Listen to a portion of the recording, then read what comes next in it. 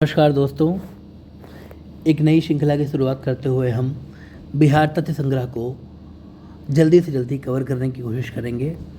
इस वीडियो को आप 1x ZX में सुनकर अंतिम समय में अपना क्विक रिवीजन कर सकते हैं। बीपीएससी 71वीं और अन्य बिहार राज्य की परीक्षाओं के लिए ये काफ़ी उपयोगी साबित होना चाहिए। ठीक है, बिहार का नामकरण क्यों पड़ता है? बौद्ध विहारों की बहुलता के कारण इसका नाम बिहार पड़ा। यहाँ पे नालंदा महाविहार जिसकी स्थापना कुमारगुप्त ने, विक्रमशिला महाविहार जिसकी स्थापना धर्मपाल ने, और उदंतपुरी महाविहार जिसकी स्थापना गोपाल ने की प्रमुख विहार हैं। अरब मुस्लिम आक्रमणकारियों ने इन विहारों के कारण इसको बिहार कहकर संबोधित किया। ठीक है, सबसे पहले लोकेशन की बात की जाए, अगर इसके पूरब से पश्चिम विस्तार की बात करें तो 83 डिग्री 19 मिनट से 88 डिग्री 17 मिनट ईस्ट तक इसका देशांतरी विस्तार है। ठीक है, लगभग जो कि 483 किलोमीटर पूरब से पश्चिम ये है। ठीक है, और उत्तर से दक्षिण 24 डिग्री 20 मिनट से 27 डिग्री 31 मिनट नॉर्थ, ये इसका लगभग 345 किलोमीटर विस्तार है। ठीक है, भारत में स्थित बिहार उत्तर पूर्व में स्थित राज्य है। राज्य की आकृति आयताकार है। बिहार राज्य के गठन की बात करें तो सबसे पहले बिहार राज्य 1905 ईस्वी में जब बिहार, पश्चिम बंगाल, बांग्लादेश, उसके पहले ये साथ में था। 1905 में बंगाल विभाजन होता है, जहाँ पूर्वी बंगाल और पश्चिम बंगाल को अलग किया जाता है, जिसमें बिहार पश्चिम बंगाल का हिस्सा बन जाता है। ठीक है, 1911 में पुनः जब बिहार राज्य का विभाजन किया जाता है तो बंगाल को बिहार से अलग करके तो वर्तमान बिहार, झारखंड और उड़ीसा राज्य इसमें शामिल होते हैं। फिर 1937 में पुनः विभाजन होता है 1936 ईस्वी में, तो उड़ीसा को इससे अलग करके बिहार व झारखंड राज्य बनता है।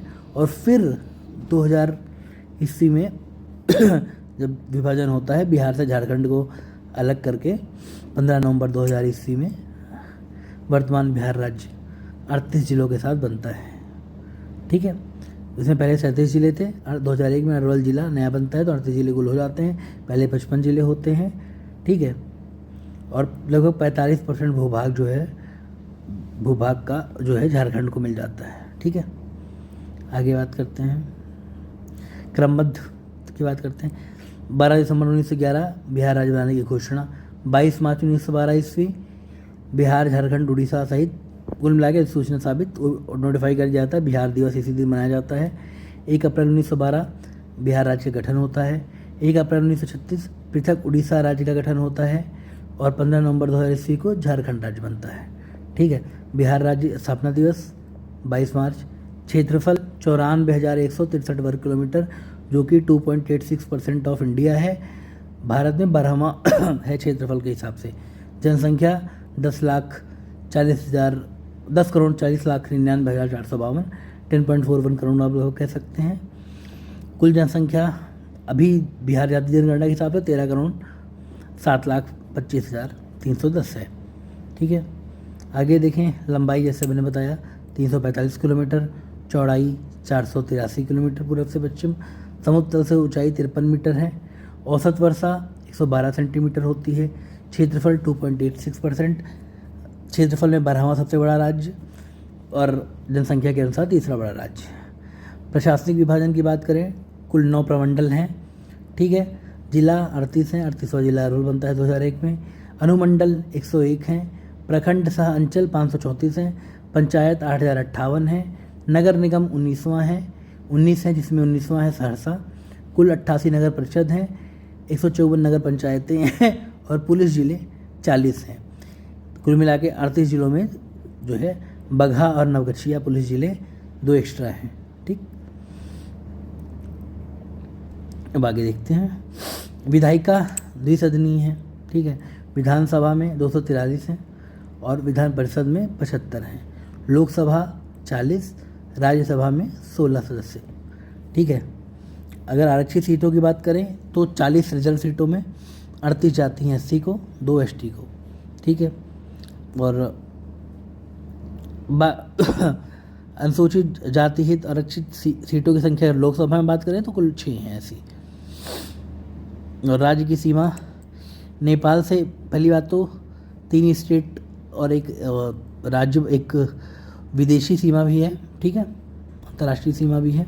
स्टेट सीमा उत्तर प्रदेश, पश्चिम बंगाल और झारखंड से राज्यों से लगती है और अंतर्राष्ट्रीय सीमा नेपाल देश से लगती है।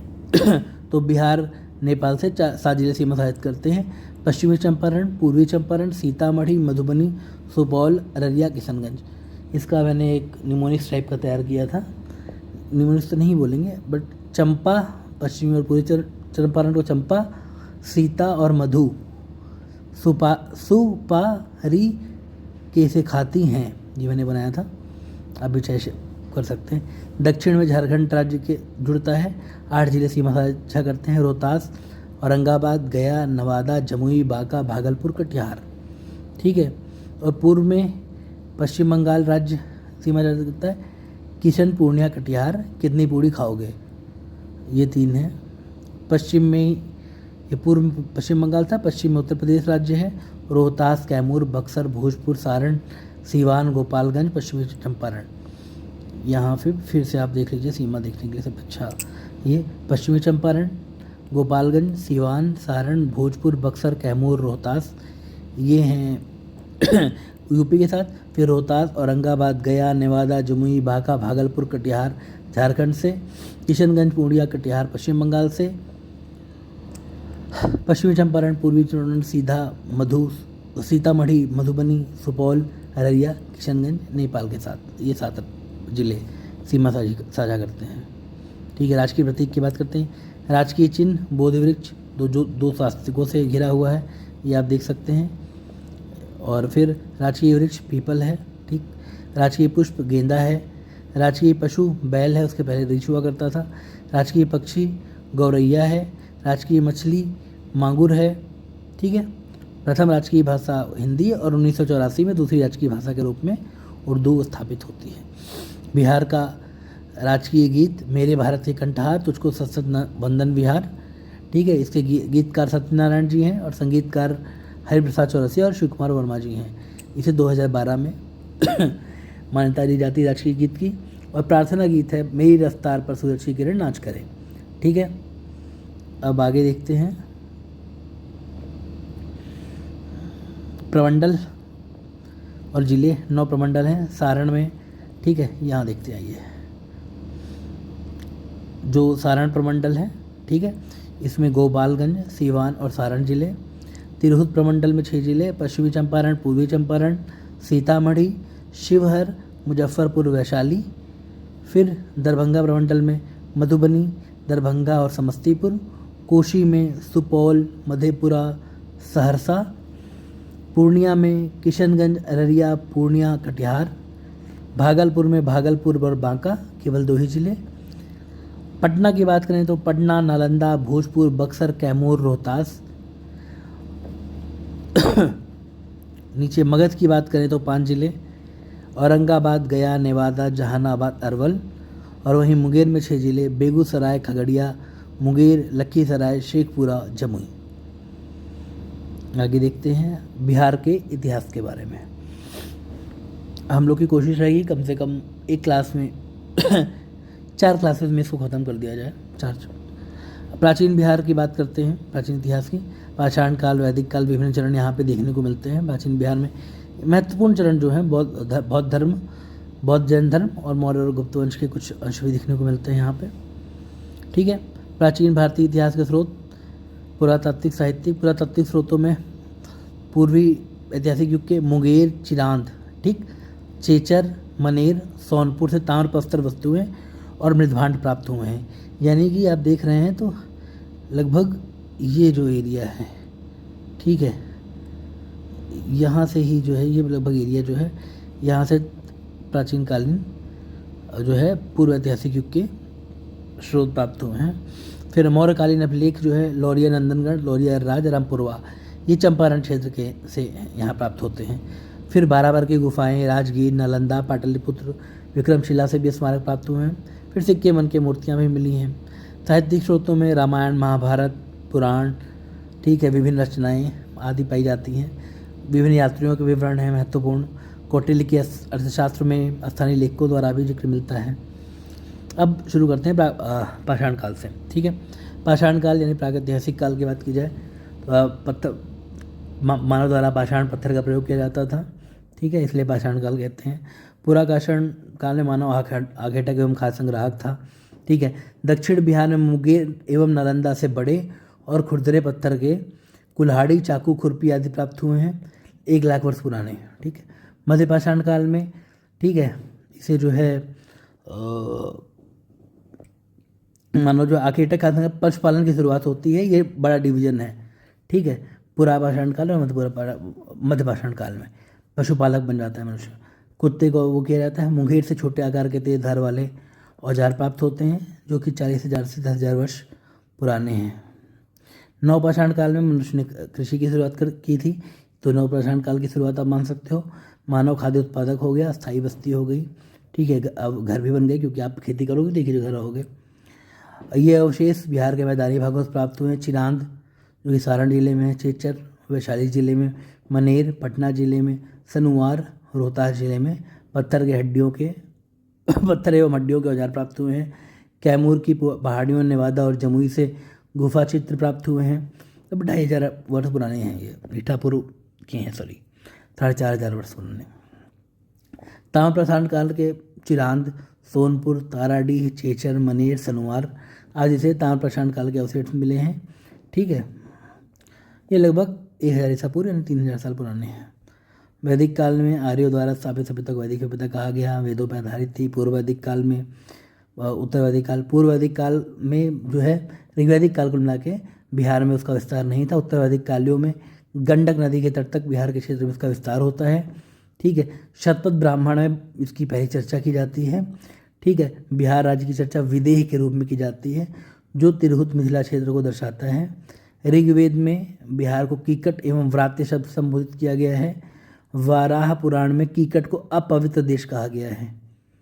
ठीक है, महाजनपद काल में छोटे छोटे कबीले होने थे पहले, फिर विस्तार हुआ, एकत्र हुए, जनपद, महाजनपद हुआ, ऐसे 16 महाजनपद हुए। ठीक है, दक्षिण में एकमात्र जो है महाजनपद था। ठीक है, इसी तरीके का है। और फिर बौद्ध ग्रंथ अंग्योत्तर के जनग्रंथ भगवती सूत्र में 16 महाजनपदों की बात मिलती है। ठीक, अंग इसमें बिहार राज्यों में कौन कौन से हैं ये भी हम देखेंगे। ठीक है, और सबसे पहले मगध जो है महाजनपद, उसकी राजधानी गृह राजगृह है। ये बिहार का ही पटना, गया, नालंदा। ठीक है, बिहार का ये एक अंग, इसकी राजधानी चंपा, ये भागलपुर और मुंगेर क्षेत्र में। और वहीं वज्जी, इसकी राजधानी वैशाली, ये भी बिहार के वैशाली और मुजफ्फरपुर। कुल मिला के ये तीनों महाजनपद जो हैं बिहार राज्य से संबंधित हैं। काशी राजधानी वाराणसी, यूपी। कोचल राजधानी श्रावस्ती, यूपी फैजाबाद। मल्ल कुशीनगर उत्तर प्रदेश के देवरिया से, और कुशीनगर भी जिला है वहाँ पे। वत्स कौशाम्बी उत्तर प्रदेश प्रयागराज। कुरु राजधानी इंद्रप्रस्थ दिल्ली। पांचाल राजधानी अहिच्छत्र उत्तर प्रदेश बरेली बदायूं का क्षेत्र। शूरसेन राजधानी मथुरा उत्तर प्रदेश। चेदी इसकी राजधानी शक्तिमती यूपी एमपी में ग्वालियर क्षेत्र। अवंती उज्जैन राजधानी महिष्मती भी था, उज्जैन मध्य प्रदेश। मत्स्य विराटनगर राजस्थान जयपुर क्षेत्र में। अश्मक, यही मैंने कहा कि ये साउथ का इकलौता है, इसकी राजधानी पोतन, ये महाराष्ट्र और तेलंगाना क्षेत्र में है। कंबोज, हाटक, राजपुर पश्चिमी पाकिस्तान एवं पूर्वी अफगानिस्तान। वहीं गांधार भी है पश्चिमी पाकिस्तान और पूर्वी अफगानिस्तान में, इसकी राजधानी तक्षशिला है। आगे इनमें 3 का विस्तार बिहार में है। वज्जी वैशाली मुजफ्फरपुर क्षेत्र, मगध पटना गया नालंदा क्षेत्र, अंग भागलपुर मुंगेर क्षेत्र। ठीक है, वज्जी की बात करें, वज्जी संघ 8 राज्यों का संघ था। वज्जी, लिच्छवी, ज्ञात्रिक, विदेह, उग्र, भोग, कुरु तथा इक्ष्वाकु 8 जनपद थे। सबसे प्रसिद्ध लिच्छवी जनपद था। लिच्छवी की राजधानी वैशाली थी। वैशाली नगर की स्थापना राजा विशाल ने की थी, ये इसीलिए वैशाली कहा जाता था। लिच्छवी के अतिरिक्त मिथिला के विदेह तथा कुंडग्राम के ज्ञात्रिक वज्र संघ के प्रमुख जनपद थे। वज्र संघ लिच्छवी को विश्व के प्रथम गणतंत्र की संज्ञा दी जाती है। ठीक है, विश्व का पहला गणतंत्र है ये। फिर मगध महाजनपद की बात की जाए, सबसे शक्तिशाली था, अंतिम में साम्राज्य भी बनता है ये। मगध की प्रारंभिक राजधानी राजगृह रहती है। यह 5 पहाड़ियों से घिरा हुआ है, रत्नागिरी, सोनगिरी, विवाहगिरी, उदयगिरी और विपलाचल। ठीक है, अब अंग महाजनपद की बात करते हैं। ये देखिए, आप विस्तार भी देख सकते हैं बिहार के मैप में। ठीक है, अंग महाजनपद मुंगेर क्षेत्र में और भागलपुर क्षेत्र। अंग महाजनपद का विस्तार भागलपुर और मुंगेर के क्षेत्र में था। इसकी राजधानी चंपा थी। ठीक है, ब्रह्मदत्त को हराकर मगध शासक बिंबिसार ने अंग को मगध में मिला दिया। ठीक है, ये पूरा उसी में हो गया, मगध का पार्ट हो जाता है जब बिंबिसार, जो कि हर्यक वंश का शासक रहता है, मिला के अंग को मगध में शामिल कर लेता है। ठीक है, मगध का उत्कर्ष का कारण जब बात की जाए, मगध का उत्कर्ष होता है। अब क्यों होता है ये हम लोग मेंस में देखेंगे। ठीक है, मगध की स्थापना बृहदत्त करता है। ठीक है, इसका पुत्र रहता है जरासंध। ठीक है, जरासंध को भीम ने द्वंद्व युद्ध में पराजित कर उसका वध किया था। इसका वर्णन महाभारत में मिलता है। ठीक है, मगध के उत्कर्ष के कारण, हाँ ठीक है, तो राजगिरी 5 पहाड़ियों से घिरा सुरक्षित क्षेत्र था, तो सुरक्षा के क्षेत्र से, नदियों से घिरा था, जलोढ़ और वन मृदा, कृषि के क्षेत्र से, फिर नदियों के जालकरण, सिंचाई और यातायात की सुविधा भी दी। छोटा नागपुर खनिज क्षेत्र था, जो अभी जिसका ज़्यादा क्षेत्र आजकल झारखंड में चला गया है। तो वनों की लकड़ी भी थी, ताकतवर हाथी भी थे। बृहदत्त वंश का अंतिम शासक रिपुंजय था। हर्यक वंश की बात करते हैं, ये 544 से 412 ईसा पूर्व में आता है। इसका स्थापना बिंबिसार करता है 544 बीसी में।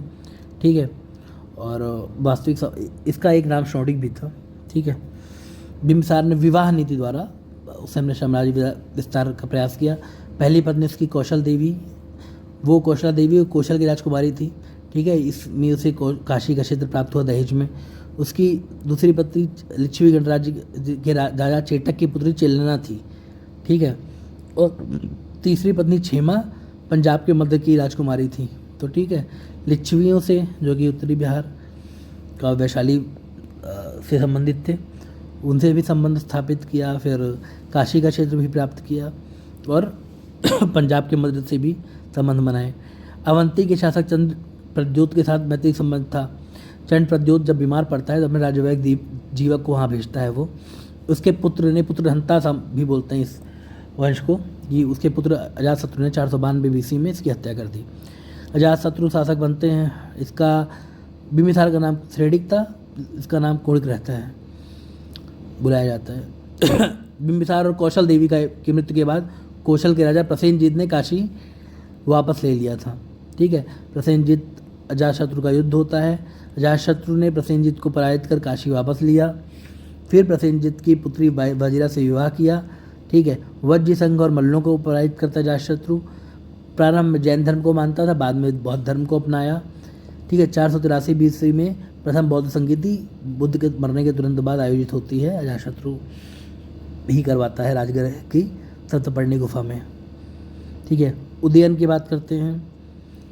उदयन जो है अपने पिता अजातशत्रु की हत्या करते हैं, ये भी, क्योंकि पूरा पितृहंता वंशी है।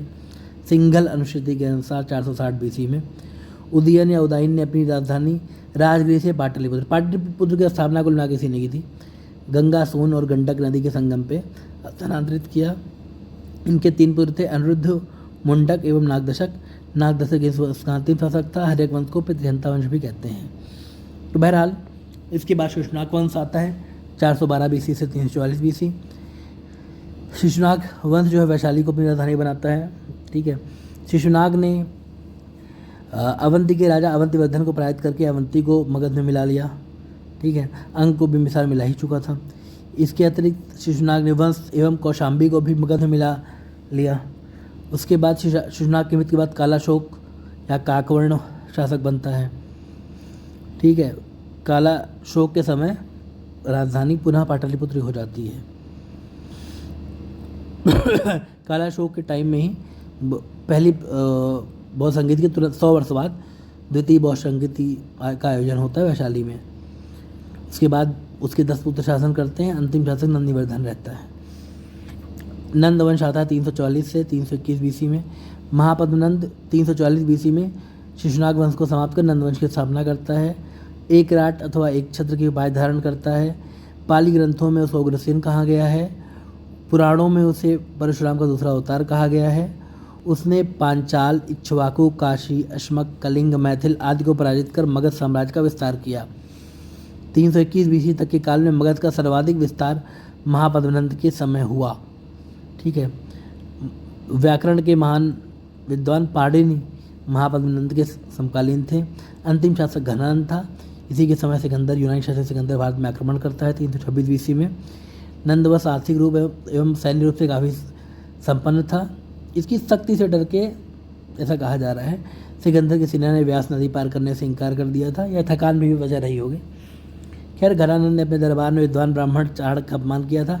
चाणक्य ने चंद्रगुप्त मौर्य की सहायता से घनानंद को हत्या करवाता है, पराजित करता है और मौर्य वंश की स्थापना होती है। मौर्य वंश 321 से 184 बीसी, चंद्रगुप्त मौर्य इसकी स्थापना करते हैं। जस्टिन एवं स्ट्रैबो, ठीक है, ये साथ साथ देख रहे हैं ना आप लोग, इन्होंने चंद्रगुप्त मौर्य को सेंड्रोकोटस रहा कहा। इसको विलियम जोन्स भी ये बात कहते हैं। हाँ, ठीक है। प्लूटा और एरियन एंड्रोकोटस बोलते हैं। गुरु इनके चाणक्य रहते हैं, कौटिल्य भी कहते हैं, विष्णुगुप्त भी कहते हैं। 321 बीसी में स्थापना होती है। 305 ईस्वी में सेलुकस निगेटर को हराता है। ठीक है। और काबुल, कंधार, मकरान एवं एरिया एरोकेसिया, जड्रोसिया और पेरोपनिस्टाई का क्षेत्र, जिसे काबुल, कंधार, मकरान और हेरात का क्षेत्र कहते हैं, प्राप्त होता है। और बदले में चंद्रगुप्त ने सेलुकस को 500 हाथी उपहार में दिए। फिर सेलुकस की बेटी के साथ, हेलेन कार्नेलिया के साथ चंद्रगुप्त मौर्य का विवाह होता है। ठीक है। और मेगस्थनीज एक दूत आता है जो कि इंडिका नाम ग्रंथ की रचना करता है। ठीक है। उसका साम्राज्य उत्तर में हिंदुकुश पर्वत, ईरान तक, दक्षिण में कर्नाटक तक, तथा पश्चिम में सौराष्ट्र तक तथा पूर्व में बंगाल तक विस्तृत था। चंद्रगुप्त मौर्य के शासन में अंतिम 12 वर्षों का भीषण अकाल पड़ा। 298 बीसी में वो छोड़ के चला जाता है श्रवणबेलगोला, कर्नाटक। वहाँ चंद्रगिरि पर्वत पर तपस्या करता है। चूँकि वो जैन धर्म को मारता है, तो संलेखना विधि उपवास पद्धति होती है, उसका पालन करते हुए अपने प्राण को त्याग देता है। ठीक है। उसके बाद बिंदुसार, उसके माथे में बिंदु जैसा रहता है, इसलिए बिंदुसार नाम पड़ता है।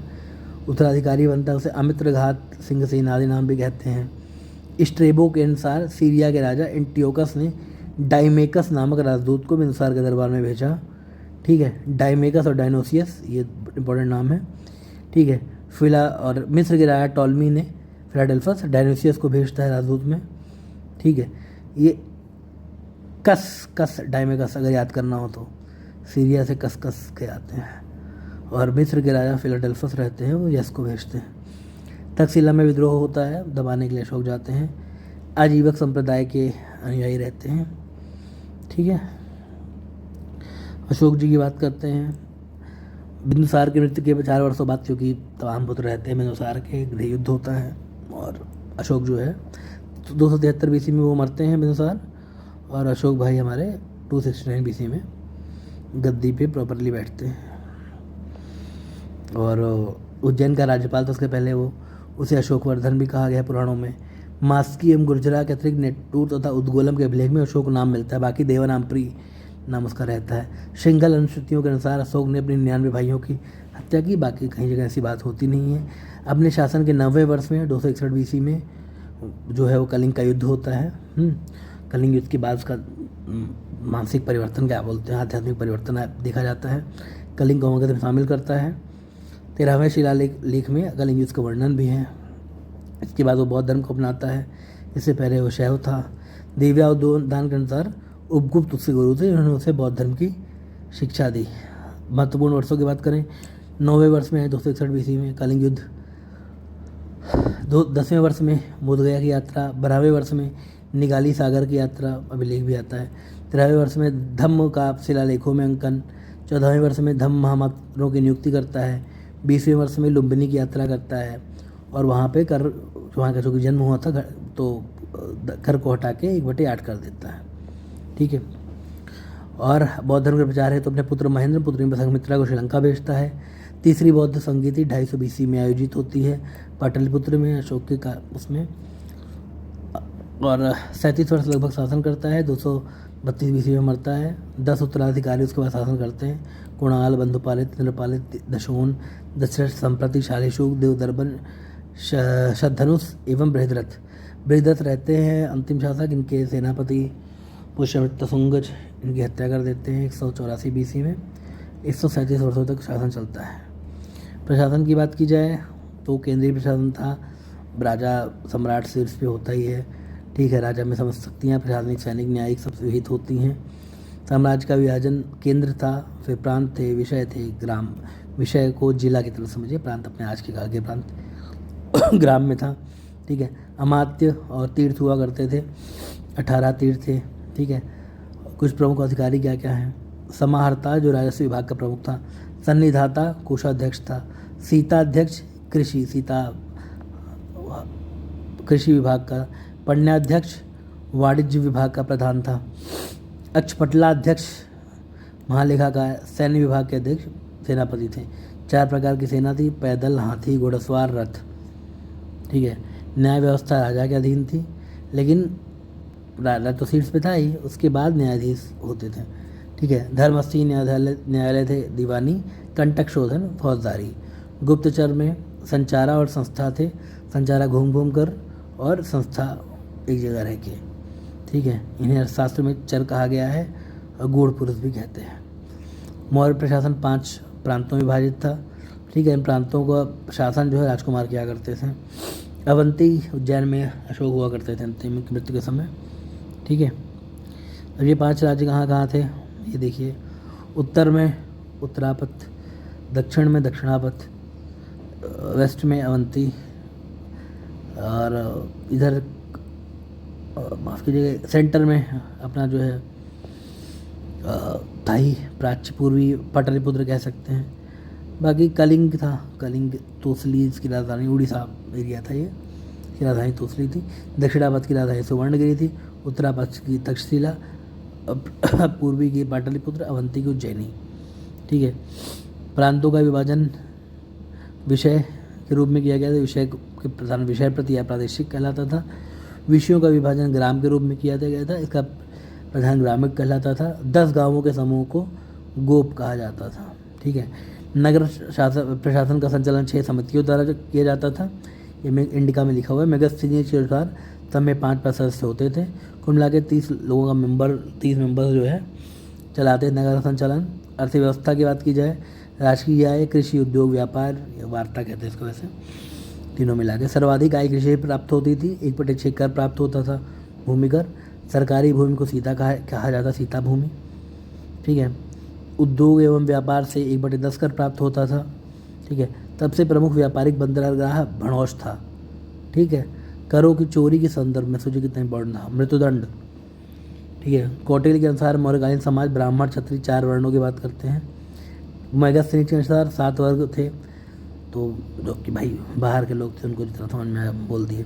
दार्शनिक, किसान, अहीर, कारीगर, सैनिक, निरीक्षण, सभासद, ठीक है। कौटिल्य कहते हैं 10 प्रथा थी, मेगस्थनीज कहते हैं 10 प्रथा नहीं थी। महिलाओं की स्थिति ठीक थी, अच्छी थी, लेकिन वेश्यावृत्ति तो होती है, सबसे पुराना पेशा कहा जाता है लगभग। इस काल में वेश्यावृत्ति करने वाले महिलाओं को रूपजीवा कहा जाता था। मौर्य कला के दौरान ताकतवर केंद्रीय कार्यकाल अधीन विभिन्न कला रूप में स्थापत्य कला, मूर्ति कला का विकास हुआ, ठीक है। एक जो है ऐसी हुई जो राजकीय संरक्षण में विकसित हुई, राजकीय कला थी, और स्थानीय कलाकारों द्वारा विकसित हुई लोक कला थी, ठीक है। राजकीय कला के अंदर स्थापत्य कला का हुआ, इसमें राजप्रसाद, स्तंभ, स्तूप, गुफा विहार इत्यादि थे। तो ये तमाम चीज़ें थी, ठीक है। लोक कला के रूप में बात किया जाए तो यक्ष यक्षिणी की मूर्ति है, जैन तीर्थंकरों की मूर्ति मिली है, इनका निर्माण बलुआ पत्थर से किया गया है। प्रमुख उदाहरण क्या है? दीदारगंज से प्राप्त यक्षिणी की मूर्ति, फिर लोहानीपुर पटना से जैन तीर्थंकर की मूर्ति प्राप्त हुई है। बौद्ध धर्म की बात करते हैं, 6th सेंचुरी BC में ब्राह्मण धर्म के विरुद्ध कई धर्मों का उद्भव हुआ, जिनमें सबसे प्रमुख धर्म बौद्ध धर्म था। देखिए क्यों हुआ, सीधी सी बात है, जब आप 4 वर्णों में बांट दिया और आपने हायरार्की स्थापित कर दी, तो जो शोषित लोग हैं उनमें एक विद्रोह की भावना आएगी और सुधार का प्रयास भी हुआ। तो बौद्ध धर्म इसमें एक प्रमुख था। गौतम बुद्ध ने स्थापना की, ठीक है। एडविन एल्ड्रिन ने उन्हें एशिया का ज्योतिपुंज कहा, लाइट ऑफ एशिया। भाई ज्ञानी आदमी थे। और बुद्ध ने क्या हृदय परिवर्तन क्यों हुआ? भाई राजा के पुत्र थे, राजकुमार थे। उन्होंने 4 दृश्य देखे। क्या? एक बूढ़ा व्यक्ति दिखा, बीमार व्यक्ति दिखा, एक शव दिखा, एक सन्यासी दिखा। उन्हें लगा कि यार ये सारे लोग तो पीड़ित हैं, हाँ, लोगों को मरना ही है, लेकिन जो सन्यासी सबसे मस्त यही है। तो इसीलिए 29 वर्ष की आयु में उन्होंने गृह त्याग करके संन्यास ले लिया।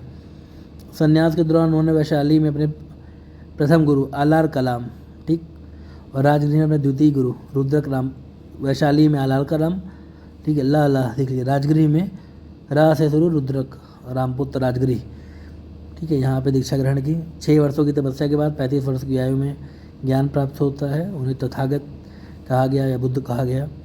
पीपल वृक्ष, वैशाख पूर्णिमा के दिन पीपल वृक्ष के नीचे निरंजना या फल्गु नदी के तट पे बोध गया में उन्हें ज्ञान की प्राप्ति हुई, ठीक। ये फिर यहाँ थोड़ा बहुत वहीं शॉर्टकट में क्या, संस्थापक गौतम बुद्ध, जन्म 483 BC, मृत्यु 483 ईसा पूर्व, 80 वर्ष की उम्र में। जन्म स्थान लुम्बिनी, नेपाल। बचपन का नाम सिद्धार्थ, पिता सुद्धोधन, माता महामाया, सौतेली माँ मौसी प्रजापति गौतमी, पत्नी यशोधरा, पुत्र राहुल, सौतेले भाई देवदत्त। कुल का नाम शाक्य क्षत्रिय, घोड़े का नाम कंचक कंथा कहते कुछ नाम था, ठीक है। सारथी का नाम चाण, अन्य नाम में शाक्य मुनि भी कहा जाता था, ठीक। उन्होंने क्या बौद्ध धर्म के 4 आर्य सत्य कहे गए, उनके क्या क्या शिक्षाएं वो भी देखते हैं। देखिए, दुख है, दुख समुदय, दुख निरोध, कि ये संसार दुख में है। और दुख का समुदय का मतलब दुख का कुछ कारण है। कारण क्या है? तृष्णा, दुख निरोध। लेकिन इस दुख का निरोध किया जा सकता है। उसमें क्या कैसे निरोध किया जाएगा? दुख तृष्णा पर विजय। अब दुख निरोध मार्ग कैसे है? दुख कैसे विजय प्राप्त की जाए? अष्टांगिक मार्ग का पालन करके। अष्टांगिक मार्ग क्या है? सम्यक दृष्टि, संकल्प, वाक, कर्म, आजीव, व्यायाम, स्मृति, समाधि, ठीक। फिर बौद्ध धर्म के त्रिरत्न की बात होती है। बुद्ध धर्म और संघ को बौद्ध धर्म का त्रिरत्न कहते हैं। ये मध्यम मार्ग की बात करते हैं, एक्सट्रीम की बात नहीं करते, मध्यम मार्ग की बात करते हैं। पाली भाषा में उपदेश देते हैं। पहला उपदेश सारनाथ में दिया। सर्वाधिक उपदेश श्रावस्ती में देते हैं, कौशल की राजधानी।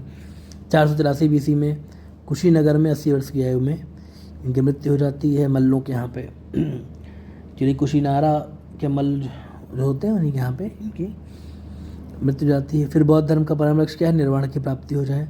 पुनर्जन्म की कथा जातक कथा में मिलता है। 10 आचरण की बात और 10 शील की बात करती है। सत्य, अहिंसा, अस्तेय, अपरिग्रह, ब्रह्मचर्य, ये 5 हैं जो जैन में भी आपको मिलते हैं।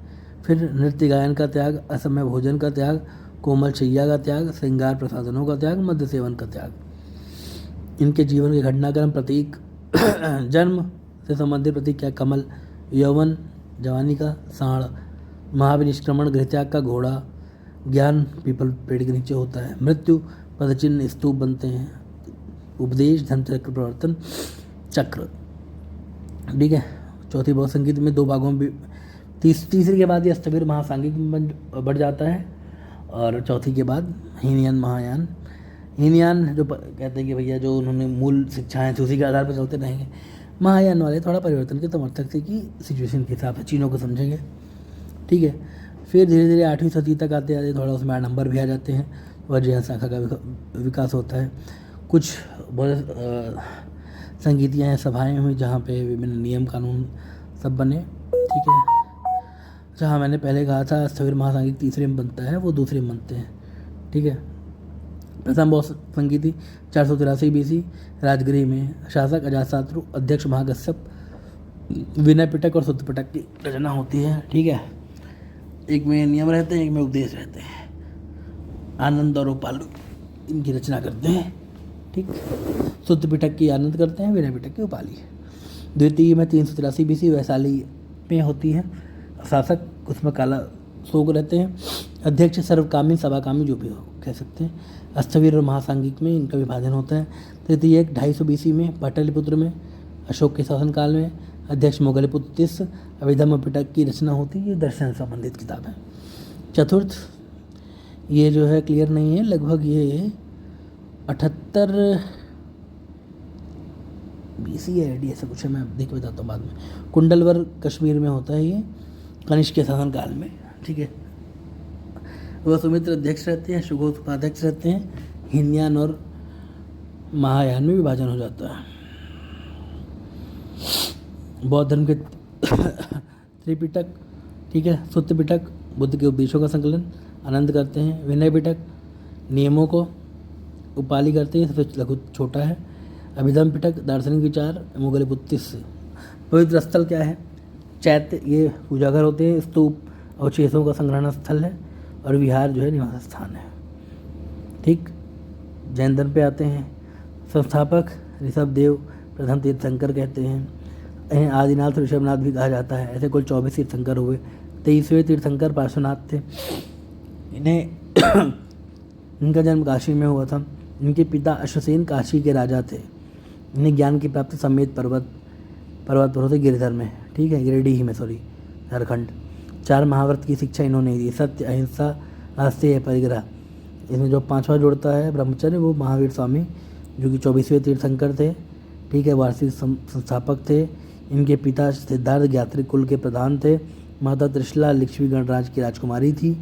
30 वर्ष की आयु में गृहत्याग किया। ठीक है, 12 वर्ष की कठोर तप के बाद 42 वर्ष की एज में ज्ञान यानी कैवल्य की प्राप्ति होती। कहाँ होती? जिम्भृग ग्राम में, ऋजुपालिका नदी के तट पे, साल वृक्ष के नीचे। ठीक है, इन्हें क्या है, त्रिरत्न क्या है? सम्यक दर्शन, सम्यक ज्ञान, सम्यक आचरण। ये त्रिरत्न की बात है। एक बार शॉर्ट में देख लेते हैं। संस्थापक जैन धर्म के ऋषभ देव तीर्थंकर, टोटल 24। 24वें कौन? महावीर स्वामी। वास्तविक संस्थापक कौन? महावीर स्वामी। बचपन का नाम वर्तमान। जन्म 540 BC, मृत्यु 468 BC। लगभग कितना चले? 72 वर्ष की एज में। जन्मस्थान कुंडग्राम वैशाली। पिता का नाम सिद्धार्थ, माता का नाम त्रिशला, पतली यशोदा, पुत्री प्रियदर्शनी अनुज्जा, दामाद जामाली। कुल का नाम ज्ञात्रिक। NCERT में कुछ चेंज आया है, ये एक बार देख लीजिए। जन्म 599 BC और मृत्यु 527 BC कहा गया है नए संस्करण में। 5 महाव्रत की बात है। सत्य, अहिंसा, आस्तेय, परिग्रह। ये जो है पार्श्वनाथ 23वें तीर्थंकर ने कहा था। 24वां तीर्थंकर महावीर स्वामी ने ब्रह्मचर्य को इसमें जोड़ा था। ठीक है, सत्य मतलब झूठ नहीं बोलना, अहिंसा हिंसा मत करो, आस्तेय चोरी मत करो, अपरिग्रह में धन का संग्रह मत करो, ब्रह्मचर्य मतलब इंद्रियों को वश में रखो। प्रमुख तीर्थंकर, पहले तीर्थंकर ऋषभ देव, उनका प्रतीक क्या है? बैल, ऋषभ। द्वितीय अजीतनाथ, इनका हाथी। 23वें पार्श्वनाथ, सांप। 24वें तीर्थंकर महावीर स्वामी, इनका निशान सिंह। जैन संगीतियाँ जैसे बौद्ध होती है वैसे जैन भी होती है। प्रथम 310 BC में। कहाँ पे? पाटलिपुत्र, बिहार में। किसके शासनकाल में? चंद्रगुप्त मौर्य के। इसके अध्यक्ष स्थूलभद्र रहते हैं और उपाध्यक्ष भद्रबाहु। दिगंबर श्वेतांबर में बढ़ जाते हैं। ये 12 अंगों का संकलन होता है। द्वितीय 512 AD वल्लभी गुजरात में। देवर्षि शमा श्रवण के अध्यक्ष रहते हैं। इसमें भी कुछ जैन धर्मों का संकलन होता है। मृत्यु 72 वर्ष की आयु में पावापुरी में। अनेकाद्वाद, स्याद्वाद, सप्तभंगी में का संबंध जैन धर्म से है। पहला उपदेश राजगृह में दिया। विभाजन प्रथम जैन संगीत में श्वेतांबर दिगंबर के रूप में। दिगंबर भद्रबाहु जो उपाध्यक्ष थे प्रथम संगीत के, उनके नेतृत्व में, और श्वेतांबर स्थूलभद्र के नेतृत्व में। ठीक है, दिगंबर कहते हैं कि भैया परिवर्तन स्वीकार नहीं करेंगे, पूर्ण नग्नता वाले। श्वेतांबर कहे कि नहीं, मैं थोड़ा बहुत बदल लूँगा और सफ़ेद कपड़ा पहनने की परंपरा शुरू की। थोड़ा कठोर कम था ये। शुंग वंश की बात करते हैं। बृहद्रथ की हत्या कौन? पुष्पवंत कर देते हैं 185 BC में। ठीक है, इनकी उपाधि सेनानी रहती है और ब्राह्मण रहते हैं। ये ब्राह्मणवादी कहा जाता है।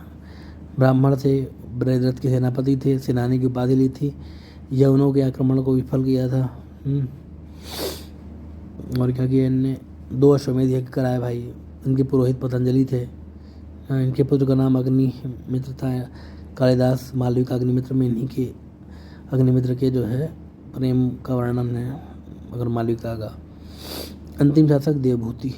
ठीक है, कर्णवंश ये भी ब्राह्मण वंश के थे। वसुमित्र के करते हैं देवभूत की हत्या करके। ठीक है, ये शुंगों के अमात्य थे। ठीक है। अंतिम शासक सुशर्मा था। सातवां शासक सिमुक जो है ये सुशर्मा की हत्या करके सातवाहन वंश की स्थापना करते हैं। कुषाण वंश की बात करते हैं। मौर्यता काल में राजनीति की स्थिति चूँकि मौर्य डाउन हो गए थे तो कई विदेशी जातियों का आक्रमण होता है। सबसे पहले हिंद यूनानी आए, शक आए, पहलव आए, कुषाण सबसे अंतिम में आने वाले लोग थे। ठीक है, हिंद यूनानी, शक, पहलव, फिर कुषाण आए। ठीक है, फिर ये चीन के यूची आए, तोखरी जाति संबंधित थे। संस्थापक कुजुल कैटफिसस था। प्रमुख शासक कनिष्क था। कुषाण वंश की राजधानी पुरुषपुर, पेशावर या मथुरा थी। अश्वघोष जिन्होंने बुद्ध चरित्र की रचना की को कनिष्क ने पाटलिपुत्र से विजित किया था। कनिष्क के समय में गांधार एवं मथुरा कला का विकास हुआ। ठीक है, आर्ट फॉर्म है चित्रकला मूर्ति कला का। चौथी बहुत संगीत इनके समय में कुंडलों कश्मीर में होता है। वहाँ BC ने 78 ईस्वी था, AD था। कनिष्क ने 78 ईस्वी में राजा बनने के अवसर पर शक संवत चलाया। कनिष्क ने के समय सिल्क मार्ग पे कुषाणों का आधिपत्य था। ठीक है, रेशम मार्ग जो कहते हैं चाइना से जाता है। फिर गुप्त वंश स्थापना श्रीगुप्त करता है। ठीक है, उसके बाद घटोत्कच आते हैं। प्रथम गुप्त शासक थे, इसने महाराजा की उपाधि ली। और चंद्रगुप्त प्रथम की बात करें, वास्तविक संस्थापक गुप्त वंश के चंद्रगुप्त प्रथम थे। 320 ईस्वी में गुप्त संवत चलता है। लिच्छवियों की राजधानी राजकुमारी कुमार देवी से विवाह करते हैं। महाराजा अधिराज की उपाधि धारण करने वाले पहले सम्राट थे। ठीक है, समुद्रगुप्त भाई भारत के नेपोलियन कहे जाते थे। किसने कहा? स्मिथ ने। 335-375 ईस्वी 40 साल लगभग ये शासन करते हैं। पर क्रमांक अप्रचलित आदि उपाधि लेते हैं। इनकी हरिशेन जो है इनका मंत्री रहता है, उसने प्रयाग प्रशस्ति की रचना की। उसने कहा कि उत्तरापथ के 9 दक्षिणापथ के 12 राजाओं को विजित किया इन्होंने। ठीक है, कविराज भी कहा गया। वीणा प्रकार के सिक्के, ठीक है, वीणावादिनी प्रकार के सिक्के। दरबारी कवि थे हरिशेन। समुद्रगुप्त वैष्णव धर्म को मानता था। अश्वमेध यज्ञ कराया। ठीक है, समुद्रगुप्त के बाद 375 ईस्वी में रामगुप्त बनते हैं। रामगुप्त आपके छोटे भाई कहते हैं कि चंद्रगुप्त द्वितीय ने उनकी हत्या कर दी। जो सामने उनकी वाइफ थी, तो हम कहानियाँ चलती हैं। बहरहाल चंद्रगुप्त द्वितीय 375 ईस्वी में शासक बनते हैं। लगभग 40 साल ये शासन करते हैं चंद्रगुप्त द्वितीय। ये शकों को पराजित करते हैं और विक्रमादित्य की उपाधि धारण करते हैं। चंद्रगुप्त विक्रमादित्य बनते हैं। इन्होंने देवगुप्त, देवराज, देवश्री आदि की उपाधि भी धारण की। इन्होंने ध्रुव देवी एवं कुबेर नागा से विवाह किया था। कुबेर नागा से उत्पन्न पुत्री प्रभावती गुप्त का विवाह ये वाकाटक नरेश रुद्रसेन द्वितीय के साथ करते हैं। रुद्रसेन की मृत्यु के बाद प्रभावती संरक्षिका के रूप में शासन संभालती हैं।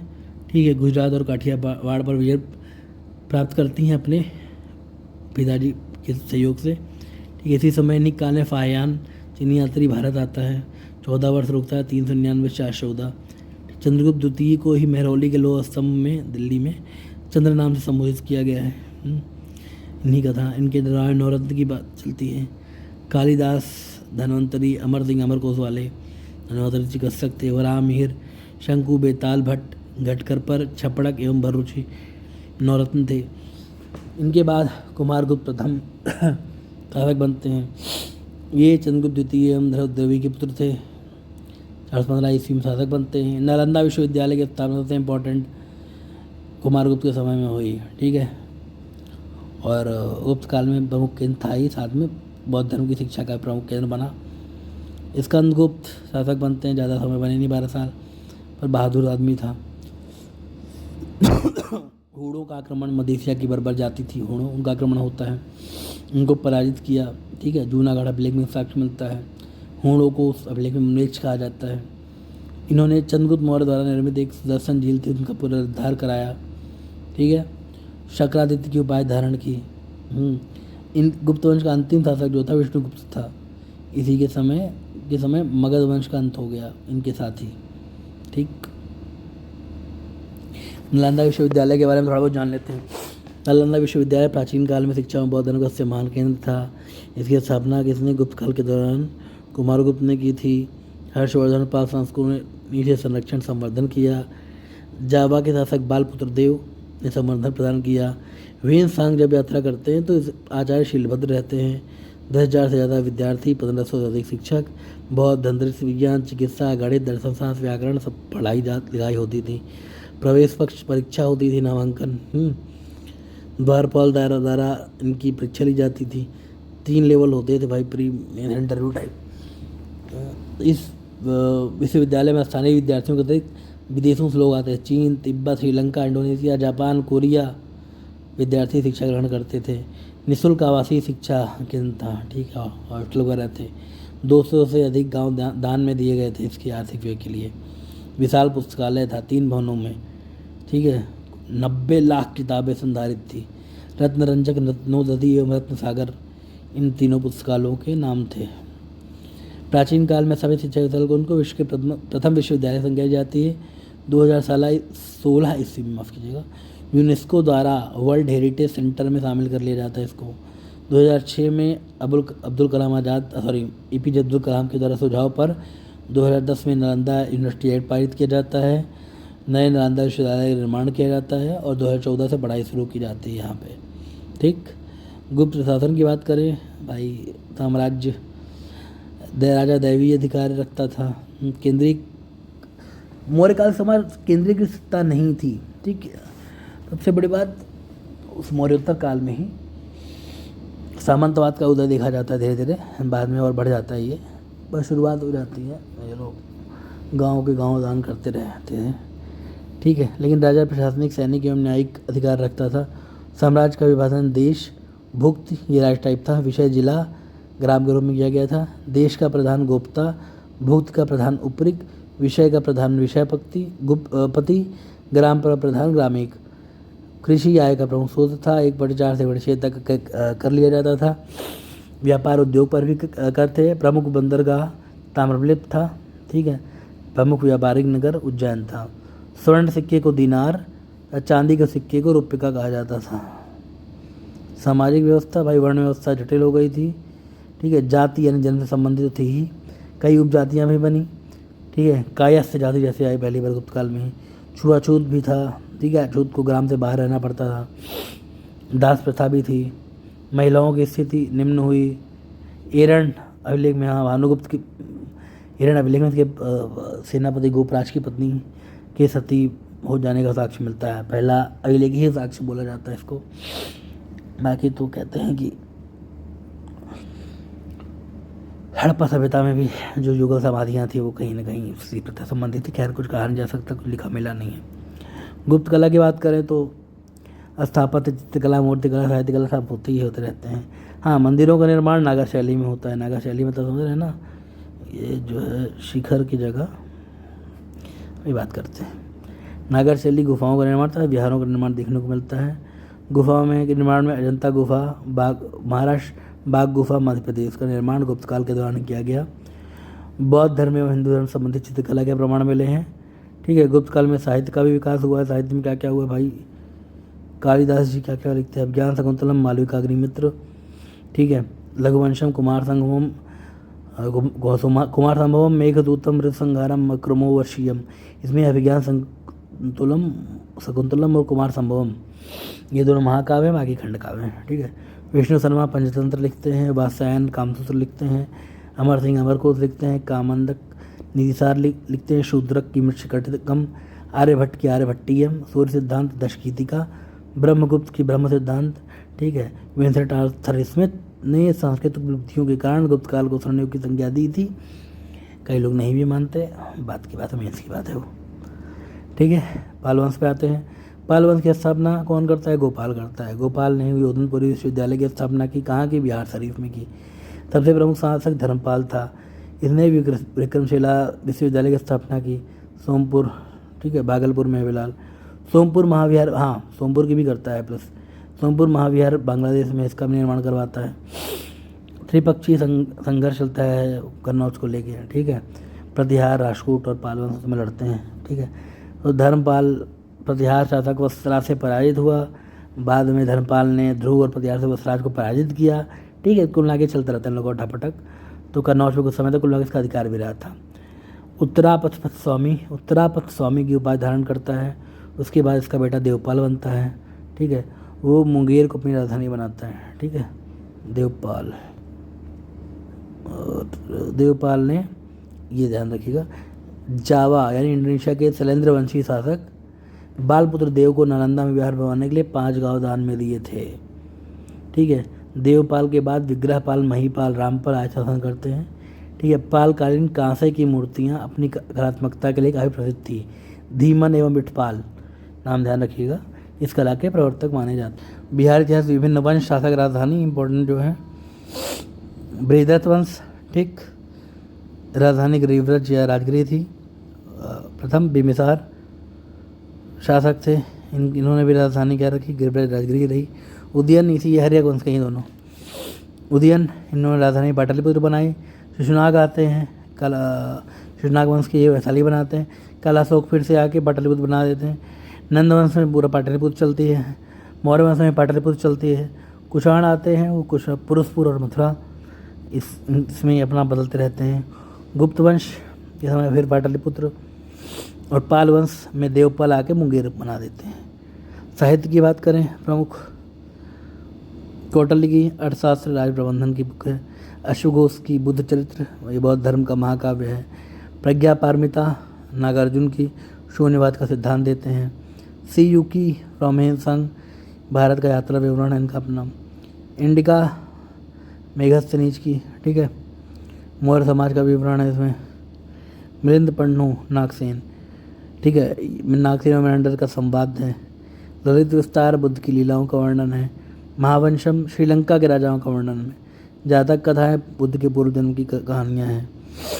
ये रहा कुल मिला के अभी तक हमारा प्राचीन कालीन इतिहास बिहार का। आगे का आगे देखेंगे, ठीक है। धन्यवाद।